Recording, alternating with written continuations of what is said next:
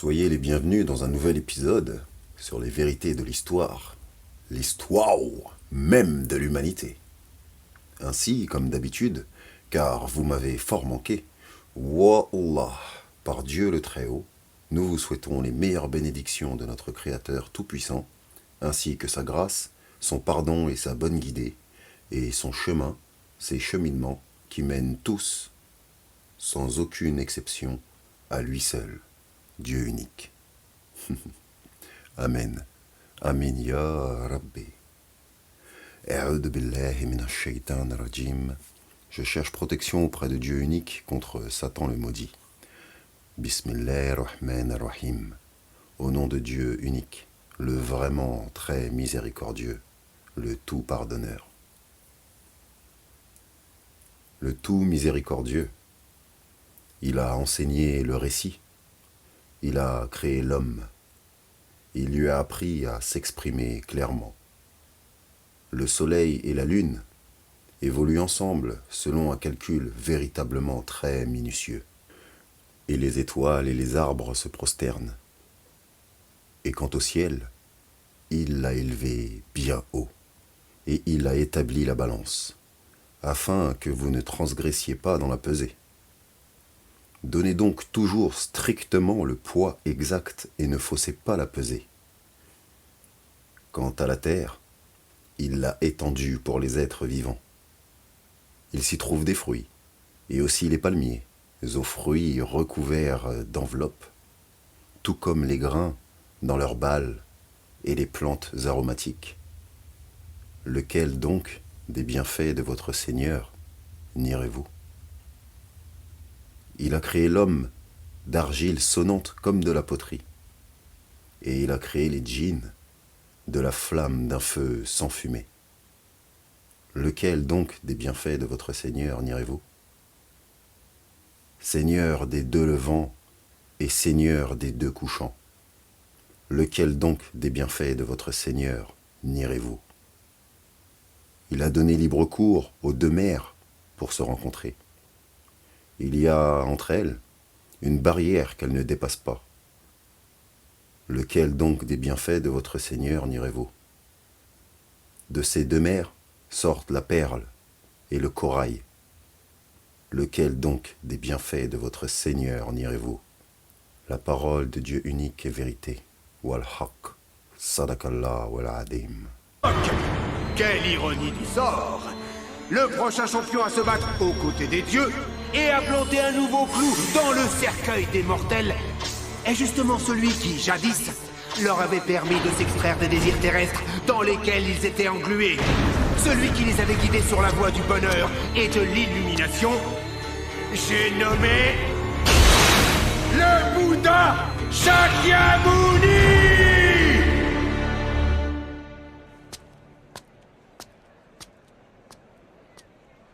Hein? Mais qu'est-ce qu'il fait? Hein? Un, deux, ça marche? Changement de programme. En fait, je vais me battre du côté des humains. Merci de votre attention. Hein?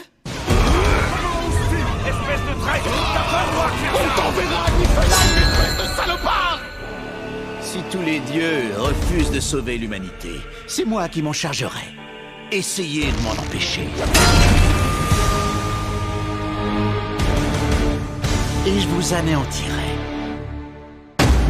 Les histoires des prophètes de Dieu le Très-Haut sont vraiment spéciales, uniques et inédites, troublantes et palpitantes, tristes et heureuses, chagrinantes et d'autres complètement effrayantes.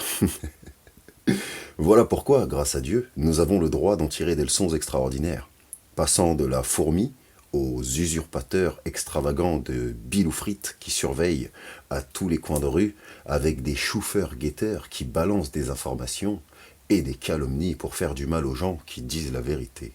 Dieu est tellement savant, parfait de toutes choses, qu'il permet de prendre conscience que des humains maléfiques et perfides existent, mais aussi de prendre garde aux caméléons du zboubi. C'est ceux qui se font passer pour des gens bien. Vous savez, ils se font passer pour les gens bien à la place de ceux qui le sont véritablement. Sauf que ceux qui le font véritablement, ils le font pas exprès. Rappelez-vous l'histoire de Youssouf. Voilà. Ainsi, nous pouvons retenir plein, mais alors tout plein de conseils bienveillants, mais aussi de la noblesse, de la noble sagesse au travers de toutes ces aventures ensemble ici. Non, sérieux, vous m'avez manqué de fou. Vous m'avez manqué. J'ai l'impression que ça fait 3 mois que j'ai pas fait de vidéo.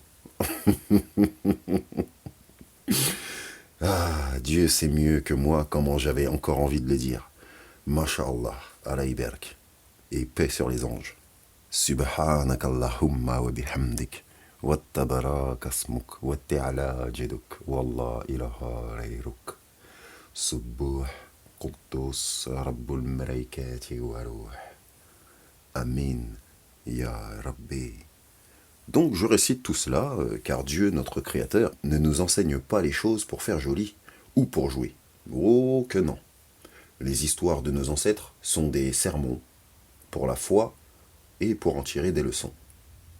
Ah oui, au fait, avant de commencer, et de replonger dans les eaux et les abîmes des profondeurs marines, il fallait que je revienne sur un détail important par rapport à mon langage. Oui, le langage de ma bouche et ma langue, à moi seul.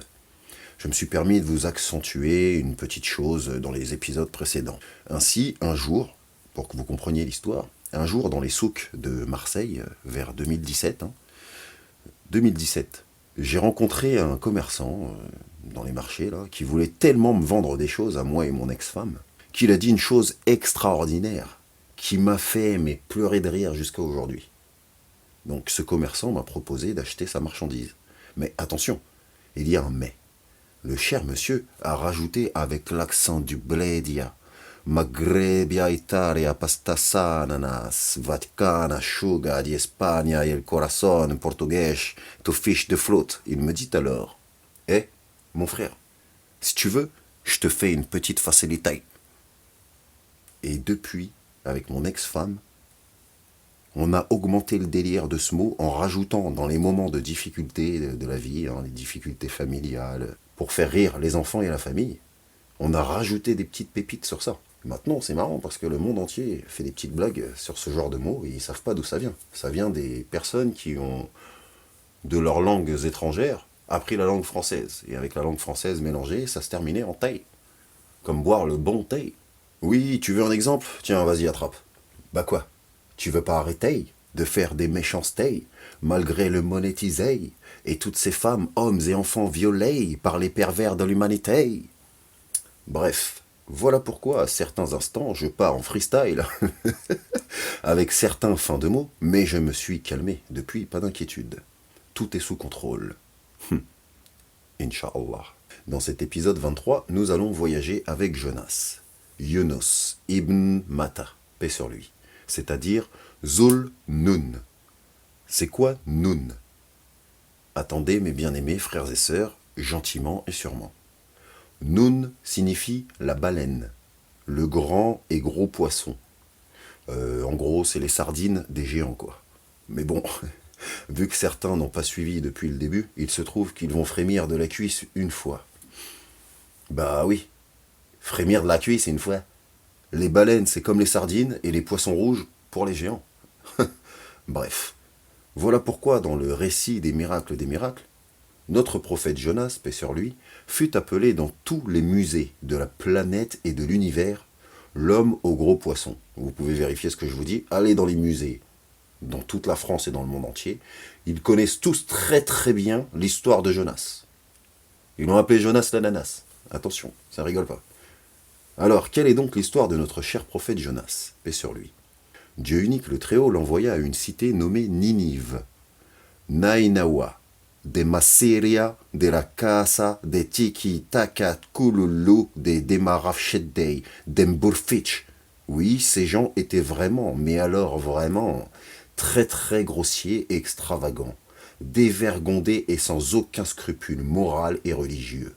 Ces gens utilisaient et pratiquaient la religion et la foi pour essuyer leurs crimes et idolâtries dans des sacrifices divers et variés et du shirko greco hliben der magika bula dem shumsh.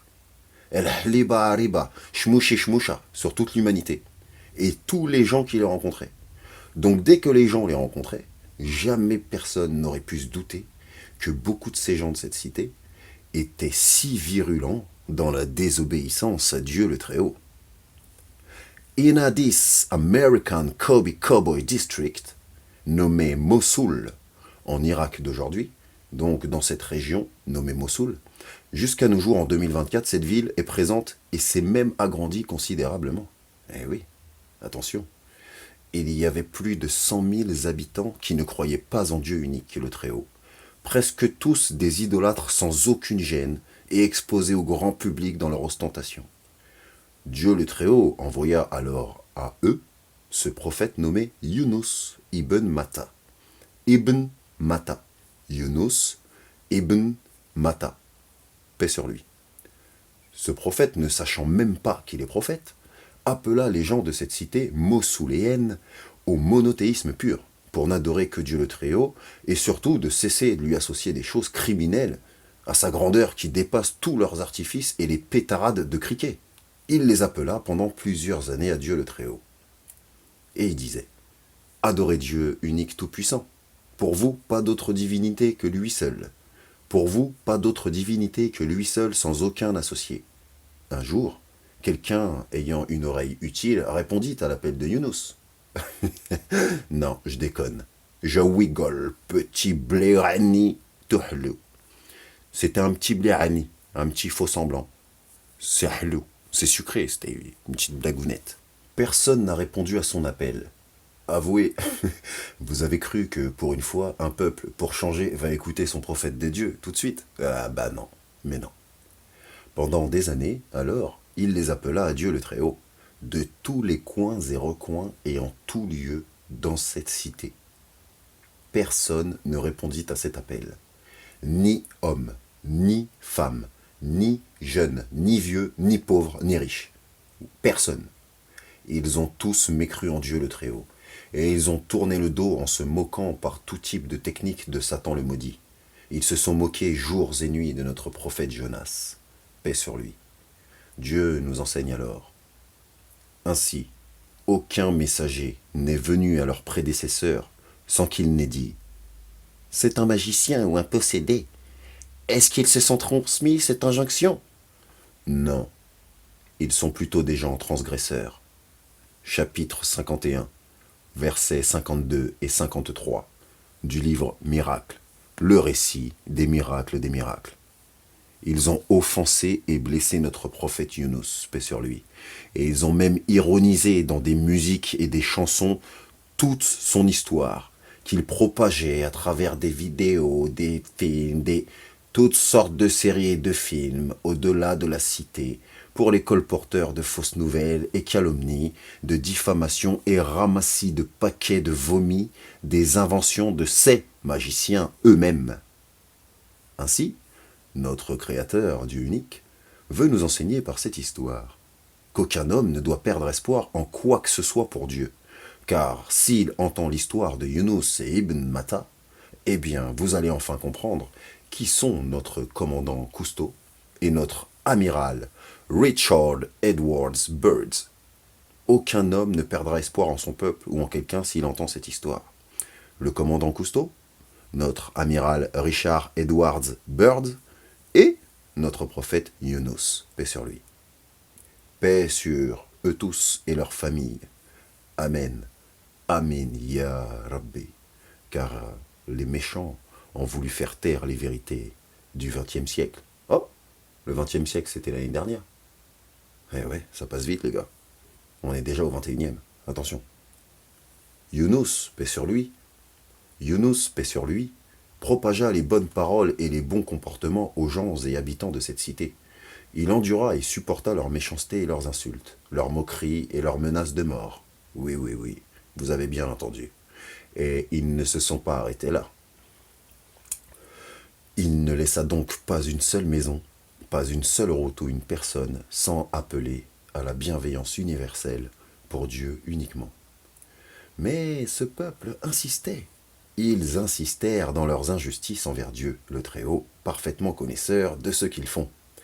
Ils s'entêtèrent donc, et l'orgueil les attrapa à la gorge. Pris par Satan, qui les manipula en Kunyamamant férocement et les excita contre Jonas el-Meskin. Paix sur lui, Jonas. Dieu le Très-Haut révéla donc à Yunus ibn Matta, après son appel et ses recommandations sur la croyance en Dieu unique. Dieu exprima ceci, Bismillah. Que ton peuple connaîtra le châtiment dans 3 jours, s'il ne croit pas en Dieu unique, le Très-Haut. Un ultimatum de 3 jours pour ton peuple. Soit ils croient tous en Dieu unique, soit le châtiment les touchera.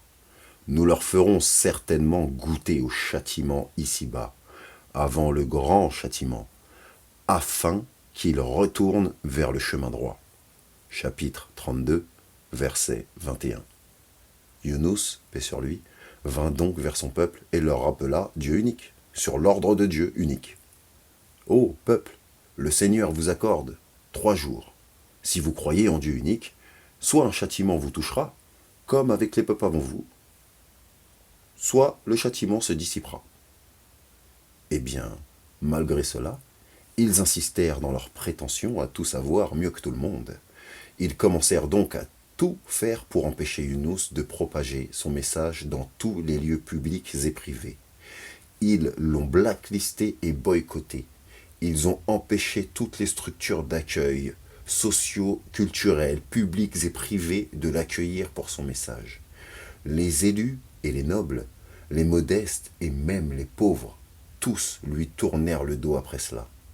Car des fausses rumeurs et des calomnies tombèrent de la bouche pendante des médisants et jaloux, les gros hypocrites et les pervers qui faisaient passer Yunus, paix sur lui, pour ce qu'il n'était pas. Et les pervers sorciers, sorcières et hypocrites de Satan le maudit l'accusaient tous de choses qu'il n'avait même pas faites, car il n'y était pas tout simplement, et qu'il n'y avait pas fait ces choses tout simplement. Un jour, ils envoyèrent des enfants et familles des quartiers défavorisés vers notre cher prophète Yunus, paix sur lui.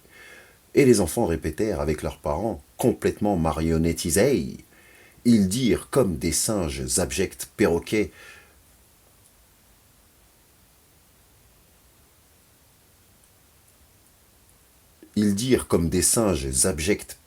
de délai, pastèques, de paganisme, païen, paniaïen, pouffé, comme estai, allo pronto, di lama castafior. Fais ce que tu veux, ô Yunus, nous ne te croirons pas. Voilà leur réponse. Fais ce que tu veux, ô Yunus, nous ne te croirons pas. Et à cet instant, malheureusement, Yunus eut une colère envers son peuple, à cause de leurs moqueries et leurs injustices, et il perdit espoir en eux. Dans sa précipitation, à avoir jugé bon lui semble son peuple, il décida de lui-même de sortir, en regrettant et en laissant au châtiment ce peuple qui va les toucher. En laissant ce peuple au châtiment qui va les toucher. Quand Yunus quitta en colère son peuple, et Ninive, Nainawa, car personne ne voulut croire en sa sincérité, ni en Dieu le Très-Haut. Les gens commencèrent à sentir que le châtiment allait les toucher, vraiment, et que la promesse de Dieu unique semblait plus que véridique. Ils commencèrent à réfléchir et se poser les bonnes questions. Après 3 jours, ils seront anéantis.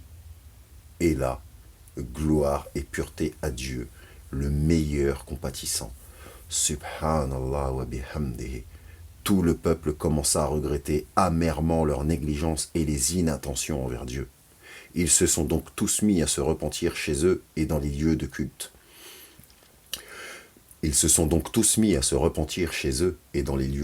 Sacrés pour l'adoration uniquement de Dieu. Uniquement de Dieu. Et en toute discrétion, sans ostentation, ni dans les rues, ni dans les médias et les réseaux de communication de la khara de Shaitan à la menteuse. Ils décidèrent donc tous de se réfugier auprès de Dieu le suprême et absolu créateur de toutes choses visibles et invisibles. Le peuple commença à séparer les animaux de leurs petits. Ainsi donc, les pauvres petits animaux se mirent à crier. Alors les gens sortirent tous de leur maison en pleurant et demandant pardon à Dieu le Très-Haut, cherchant refuge auprès du meilleur des protecteurs. Ils avaient vraiment peur. Ils avaient vraiment la crainte, et ils savaient très bien au fond d'eux-mêmes que Dieu est à même de faire ce qu'il veut de ces créatures, avec qui il veut, quand il veut, où il veut, toujours par sagesse divine et parfaite connaissance. Et les gens criaient dans les rues. Ça y est. Et ils criaient en disant, « Mais qui dissipera le mal et le châtiment de Dieu s'il descend cette punition sur nous, dans notre environnement et notre cité? Hein? Qui autre que Dieu peut nous sauver? Que Dieu, unique, non ?» Et là, Dieu nous enseigne encore. N'est-ce pas lui, Dieu unique, qui répond à l'angoissé et qui enlève le mal, quand il, l'angoissé, l'invoque son Seigneur? Younous, paix sur lui, quant à lui, dans sa colère égoïste, n'a pas senti les signes de Dieu. Younous, paix sur lui, quant à lui, dans sa colère égoïste, n'a pas senti les signes de Dieu. Et pourtant, tout le peuple se mit à croire en Dieu après son départ. Ils le regrettèrent sincèrement tous et se repentirent à Dieu unique. Ainsi, Dieu le Très-Haut dissipa le malheur et le châtiment. De tout l'univers, aucune cité n'a cru en son prophète aussi vite que le peuple de Younous à Ninive de Mosouria. Toute la cité crut en Dieu. N'est-ce pas exceptionnel et incroyable? Un miracle parmi les miracles de Dieu. Dieu nous dit, si seulement il y avait, à part le peuple de Younous, Jonas, une cité qui ait cru en Dieu unique et à qui sa croyance eut ensuite profité de la grande faveur de Dieu le Très-Haut et sa miséricorde infinie.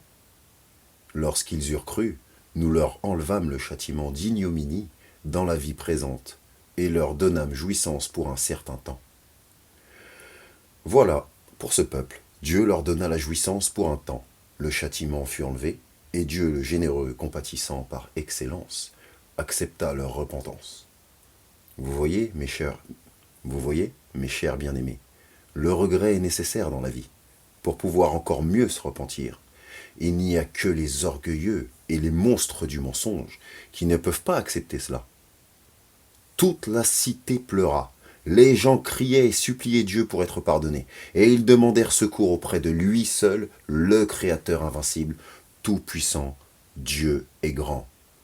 Dieu, notre Créateur, les sauva donc d'une belle grâce, et ils furent tous sauvés sans aucune exception, et crurent tous en Dieu unique.